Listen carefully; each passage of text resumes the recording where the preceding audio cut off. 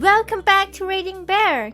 Today, we will take a look at some new malicious compliance stories.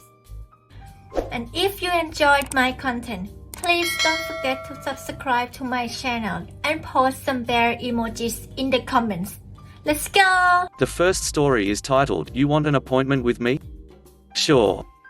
This happened a few months ago, but the problem had been going on for years. Every other month, I would get a text message from someone asking for a doctor or to make an appointment. I started off immediately informing them they've got the wrong number. Hey, it happens. When it started happening more frequently, I dealt with the minor annoyance by trying to have some fun. Is Dr. Lee available? Me, there's no Dr. Lee here. Only Dr. Wong. Dr. Wong number. It was funny until the volume of messages started increasing and I got annoyed. A quick Google search led me to the clinic's page. Their number was indeed easily mistakable for mine. Theirs ends with 013 and mine with 073. And the font used certainly made it worse. I called the clinic to inform them of this problem and that they needed to do something about it. Change the font, spell the numbers out, or even change their number. I just wanted the messages to stop. The lady just brushed me off and said there was nothing she could do. I asked to speak to someone in charge but was denied. She told me to change my number or just deal with it. So here comes the part where I dealt with it. After an odd month of peace, I received several messages over a week asking to make an appointment. Hi, I would like to make an appointment, please. Me, sure. The next available slot is next Friday at 10. Would that work for you? I made very sure never to claim that I represented the clinic. If anyone asked for a specific doctor, I would say there is no such person here, and if they did ask for the clinic, I'd inform them they got the wrong number. Basically, I had myself covered and I tried to have everyone's appointment at the same time. When Friday came around, I received several angry replies from those people and a call from the clinic. Messages went generally like this. You're a terrible person. Why would you do this to waste my time? Why did you pretend to be the clinic? Me, I'm sorry ma'am, but I run a PC repair service. Except I don't take appointments via SMS, nor is my personal number listed. I was expecting you at 10 but you didn't show. If you looked at your message, you never asked if I was the clinic and I never claimed to be. And the call went like this. CL, clinic lady. CL, hi, who is this? Why did you pretend to be us and arranged for all these appointments? Me, I called you months ago letting you know about this but you told me to deal with it. So I set appointments up for them to see me. It's not my fault they showed up at your door. Maybe you should change your phone number. I hang up. Sure, I felt a little bad I made those people travel to the clinic, but I've since stopped receiving messages from random people, and after checking on the clinic's site, they now have an online appointment making system. The next story is titled, "Refuse a $40 refund?" Alrighty then. Last September, my wife had planned a wonderful Father's Day present for me. Father's Day is in September in Australia. This was to be my first ever Father's Day as a new dad. So to mark the occasion, my wife had arranged to have our daughter's face laser etched onto a dog tag. However, the day before Father's Day, she received the item back and it was, shall we say, subpar, so she came to me and showed me my present early. Now I've had some experience with crappy retailers before and remembered to always come prepared when disputing the quality of any goods and services. So I set my phone to record all audio and approached the retailer. I explained that my wife was upset at the quality of the engraving, and rightfully so. I requested a refund and was immediately met with resistance. To begin with, they blamed the quality of the photo we provided. Then when I disputed that, they said that laser engraving doesn't do depth very well and some faces can end up with some shadows missing. End of conversation. They refused a refund and threatened to call security if I didn't leave. The engraver is located in a mall that I also happen to work in. My wife and I left. We straightaway left a less than glowing review on their Google page. This was met with accusations of us being unreasonable and threatening violence. Ours was not the only review to which they had this response. They informed us that the matter had been passed on to the local police and that a restraining order had been applied for. We immediately called all local police stations and were delighted to hear that they had never heard of the company in question. After some thought, and me being the stubborn bastard that I am, I decided to forward the matter on to the local small claims tribunal. A month or so passed and our day in the tribunal had arrived. We honestly weren't expecting the engraver to show up. But lo and behold, there he was. At a civil claims court. In camo pants and a hoodie. We met in a room with a mediator, who told us that it may not be worth chasing a $40 refund from someone who is insured a prickhead. She warned that it may end up costing more than the service to begin with. But, as mentioned before, I am a stubborn bastard. We pushed forward, opting to go to hearing. This is when we heard some marvelous news from the engraver. Oh, I'm not prepared to go to hearing today, I haven't got any of my evidence. Ding ding ding. We went to a hearing that day, the registrar ruled in our favor and issued a notice of payment. The business was to pay us $40 within 2 weeks. 2 weeks later. No payment. No surprise. During this time, I had been communicating via email with the holder of the engraver's lease, who, in response to my complaint among many others, had decided to terminate the lease, effectively kicking the engraver out of the mall. While the engraver was organizing a new venue for his business, I had filed a motion for a writ for levy of property, meaning the local sheriff was able to enter his premises and relieve him of merchandise to the value of the refund plus court fees, now totaling $139. I informed the engraver, asking him if he would like to settle like a reasonable person or have the sheriff pay him a visit. He was not a reasonable person. Once the writ had been issued, the fee then increased to $225. All I had to do was wait. And wait I did. Until March 13th this year, when the sheriff finally attended his new business premises. He was offered an ultimatum. Pay the fee, or have merchandise repossessed. Ladies and gentlemen, we got him. The man paid. He was stubborn for 6+ months over a $40 refund, only to be down $225 plus $5 interest. But that's not how the law works. The next story is titled, I Know What I Ordered, Just Make It. Years ago I worked at a local coffee shop. We served the standard coffee shop menu of coffee drinks and pastries we made in-house. One of our coffee drinks on the menu was a macchiato. We served a traditional macchiato, which is a double shot of espresso with a touch of steamed milk and milk foam, but since a certain chain has named a very different drink the same thing, I would always try to clarify what the customer was ordering when they asked for one. One day a woman came up to the counter on her cell phone. She briefly pulled the phone away from her head long enough to mouth caramel macchiato at me. I started my spiel about how we serve a traditional macchiato, which is quite small. Did she want that or one like the other place makes? She cut me off 3 words in and dramatically said, I know what it is. Just make it. So I rang her up and made it. I made her a tiny drink with espresso, caramel syrup and milk foam. When I gave it to her, she finally got off her phone call and told me I clearly made it wrong. I explained I made what she ordered as she told me she knew what she was ordering. She now said she wanted one like she would get at national chain, which I happily made and charged her for. She did not get a refund on the first drink. The next story is titled, ID Everyone. No exceptions. Thanks. MGMT. So my friend who isn't on Reddit told me this beautiful story that needs to be heard. Posted with her permission. A few years ago she worked at a little hole-in-the-wall franchise liquor store here in AB, Canada. The staff received a notice from management stating that they suspected AGLC, Alberta Gaming and Liquor Commission, was going to be doing some secret shopping in the area to find liquor stores who weren't checking for ID, and that as such they were to ID every single customer without exception. Having worked at a liquor store myself, this would suck, but it beats getting a personal fine and pissing the boss off getting them a big fine as well. So one day my friend is on shift and her horrible manager, franchise owner who no one liked, comes in to purchase a bottle. My friend asks for ID. This ensues. Friend, can I see some ID? Manager, I didn't bring it with me. Just ring me up. Friend, sorry, as per your memo I can't do that. I need to see ID for every customer. No exceptions. Manager, friend, ring me up. Now. Or you'll be written up. Friend, sorry, no can do. Manager. You were very explicit, we ID everyone. You should have known to bring yours. Manager, obviously that doesn't apply to me. I own the store. Ring me up or you're fired. Friend, guess I'll leave then.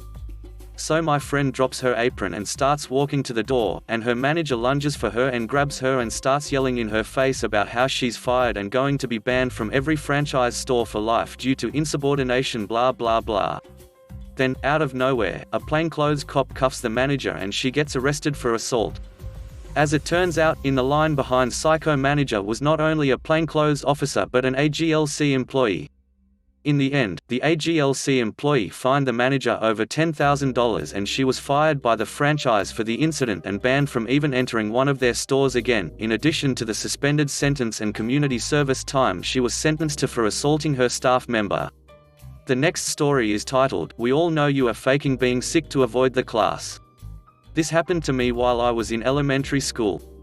Our Mrs. Math teacher really hated my guts for no reason really. She would always find an excuse to lower my grades or blame me for something I didn't do. I was a pretty sick kid that had bad asthma, dermatitis and was sickish in general. Thinking back, I think her hating me had a lot to do with that, as she felt I had special treatment and privileges. One day we were doing a test and I started feeling very bad. It came to the point of really needing to puke, but I held it in because I knew she wouldn't believe me. Then I started shaking and kinda puked a bit in my mouth, so I stood up and started to go towards the toilet. We had a rule that anybody who has to go to the toilet can do so without asking. She of course stopped me and told me to sit back down. I tried explaining but she wouldn't have it. One girl stood up for me and said something like, "He is really pale and shaking and sweating, I think he needs to go home." That caused the teacher to go on a 5-minute rant how I'm a spoiled liar who didn't study for the test and now I'm trying to fool everybody and that I'm taking away their precious test time and they should hate me for that. I said I really need to puke and she just scoffed saying, "You ain't going anywhere with your lies, so you might as well do your imaginary puking here." Yeah. You can guess what happened next. Not sure if this is compliance because I couldn't hold it in anymore anyway, but I was so happy while doing it. First I puked a bit trough my arm and then it all went out. Across her desk, grading book was ruined and all over the floor. She tried to blame me saying that I threw up by force, but the principal didn't buy it after the doctor examined me. Nothing special happened to her, but she never bothered me again. The next story is titled, "Want Me to Edit My Review?" Okay, bet. I was going to buy a car from a small used car dealership. We agreed on a price and a day to meet. The morning of he sold it out from under me right before I was there with no courtesy call or text or anything. I wrote an accurate review reflecting my experiences with the dealership online. A couple days later he calls and threatens me with a lawsuit claiming my review is slander. He warned me everyone else that gave a 1-star review was sued for slander and had to pay court fees and remove their review. He said if I edited the review everything would be fine and he wouldn't take me to court. Well, I obliged and edited my review, stating he threatened me over the phone with a lawsuit since I gave a negative review and that my review was in fact 100% accurate of my experiences. The icing on the cake. I texted him right after I edited the review and said, "Hey man, edited the review as requested, hope there are no hard feelings." I guess he didn't read my edit before replying with, "Thanks man, I appreciate it. No hard feelings. I'll update if he reads the review and contacts me again." Update, well sorry to disappoint, but his reply was not wildly entertaining as anticipated. He opted to not call me again or text me but to reply to my review on Google. He absolutely went into damage control mode after my edit stated he threatened a lawsuit over my review. He did what anyone would do and skewed the story to make him look less like the bad guy and more like the poor business owner who has an unwarranted negative review. I once again edited my review to combat some things he said. I bought a different car the next day that was a lot nicer and I am going to be happier with it. I just had my first daughter on July 5th and was just trying to find a car safer for her to be in. I wasn't out to ruin this guy's business or anything, but after he threatened me the gloves were off. I am glad you guys enjoyed my post and I'll update again if anything worth posting happens.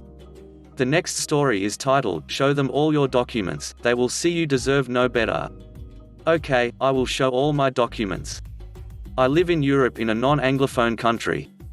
I have always been a language nerd, and since my parents' divorce, English and everything in it, music, movies, internet, was my escape, so I was fluent before most of my classmates and got my CPE, Certificate of Proficiency in English, the highest certificate from the Cambridge Council, at 18. In my country, high schools are basically undergrad college and are finished between the age of 19 to 20, and a problem which almost all public schools have is terrible language teachers, most of them being former Russian teachers with minimal English or any other language education.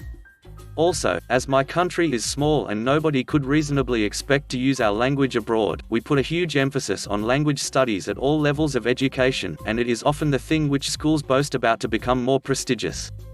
So enough context.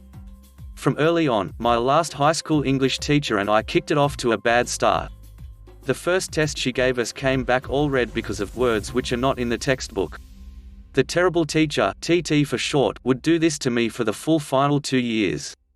She would take my essays and tests, and cross out any word, phrase, or structure, which was not in the textbook we were using. I maintain that I will not go as far as to learn the textbook vocabulary by heart just to remember which synonyms I was allowed to use, just because of TT's antics.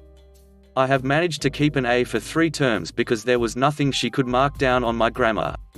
The final term, however, TT learned that I wished to go to university to do Anglophone studies, a specialization her daughter had failed to be accepted for. She told me that as an explanation why I cannot ever hope to be accepted at the start of that term, and which, among dozen other things, required good or even perfect marks from high school language lessons and accepted only 5% of applicants. TT was dead set to make me fail.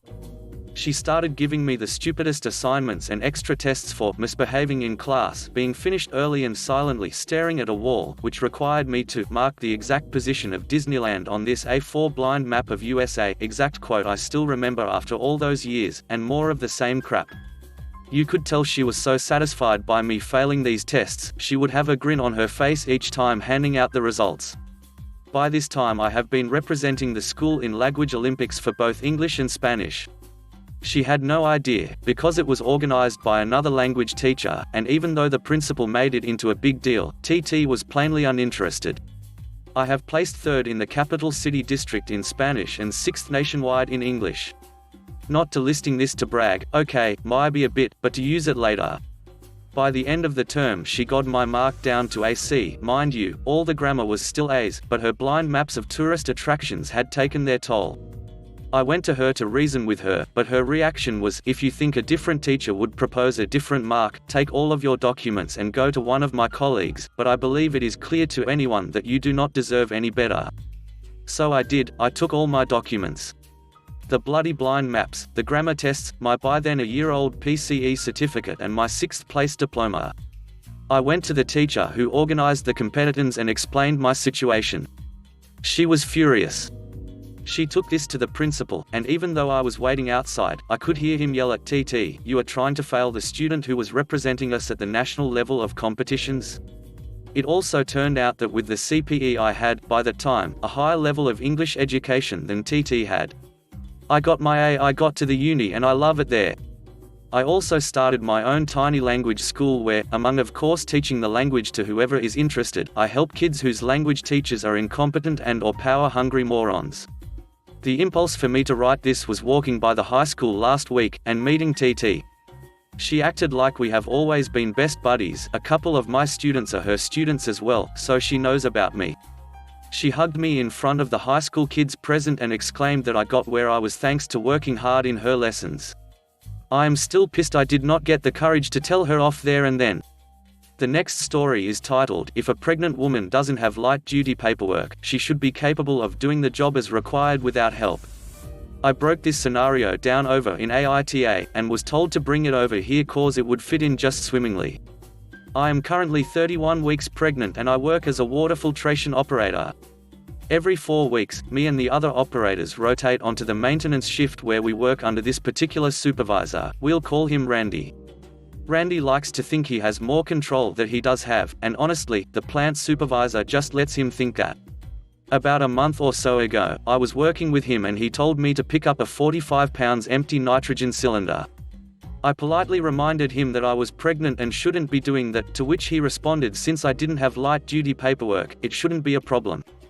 I sucked it up and lifted the cylinder and carried it to the destination, but received a pulled muscle in the process. The next day, I informed the plant supervisor and an work injury report was filed. When my statement was taken, the verbiage I used that was corroborated with another coworker that was present caused Randy to get in trouble because he knew I was pregnant and essentially caused the injury to happen. They took me to a nurse to make sure that my baby was fine and that I was okay and was not experiencing any complications from the injury. I wasn't other than being in pain if I moved too much. They sent me back on my way and the plant supervisor put me on desk duty for the day. Randy was livid of course because he lost some of his manpower on the maintenance team. He made a fuss about me not having light-duty paperwork, saying that if I didn't have it then I should be capable of doing the work that is needed around the plant. I was capable, I just used common sense. Prior to this incident, I did my job to the fullest within the limitations of my body, which wasn't that much. I rested when I needed to, didn't lift more than my body would allow, and most importantly, I was the only female out of 7 employees, so my other coworkers were more than willing to help me if I asked, which wasn't that often. So the plant supervisor called me into his office and requested that I go get my light-duty papers from the doctor ASAP. That's the only way he could protect me from getting further hurt at work. I told him I understood and made the call to the DRS office and picked it up that afternoon. I got the paperwork that was supposed to keep Randy quiet and it restricted me as such. No stooping more than 2 times an hour. No climbing ladders or poles at all. No climbing more than 3 flights of stairs a shift. No lifting more than 25 pounds. No standing more than 30 minutes out of each hour. And limited contact with chemicals. These orders of course make it very difficult for me to do my job fully, as it basically limits me to either desk work, or general cleaning. Now is no, this list is bullcrap, because I can definitely stoop more than 2 times in an hour. I may be out of breath coming back up, but I can do it. And the climbing more than 3 flights of stairs is ridiculous because that means I can't do all of my rounds. Someone else has to do the last set for me because you climb a set of stairs every time. Under normal circumstances, I would be more than happy to bend the rules here to make everyone's lives easier, but honestly, since he's the one who idioted and moaned for me to get this paperwork, I plan to make full use of it. So far, since I've received this paperwork, I keep a checklist of all of the things I can't do and fill it like a bingo card. If I fill all of the things, to the office I go because that means I can't do any more physical work on shift. And he has a bad habit of tossing a lot of work my way in the beginning of my shifts. If you enjoyed the video, please subscribe to the channel and post some bear emojis in the comment.